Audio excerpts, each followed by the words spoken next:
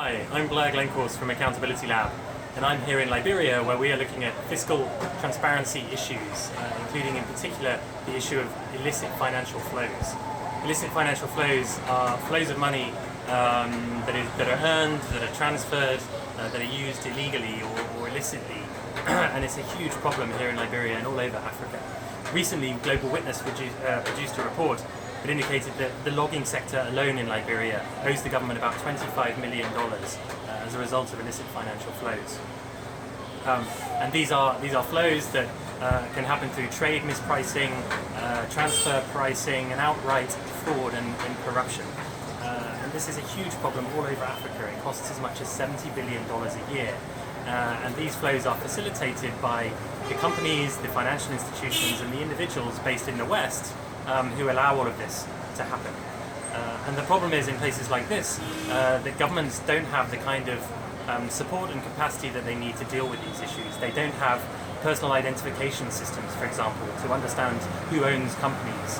They don't have enough tax inspectors. They don't have the systems in place like financial intelligence units to investigate these sorts of crimes.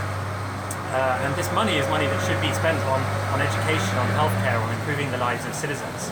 In Liberia, over 500,000 children are out of school, and this is money that can be used to make sure they get the education they need. So we have to address this, and I think it needs to be addressed at three different levels. The first is at the level of the company.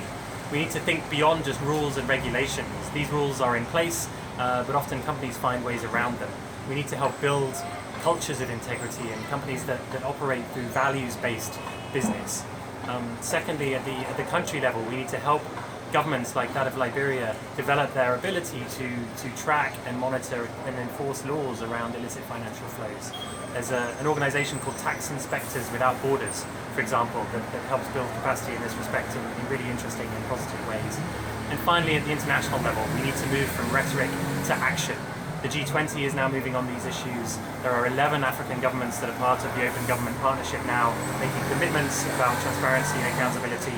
And after the Anti-Corruption Summit in London last year, there's a number of different initiatives underway on issues like beneficial ownership. So there's a lot more to do.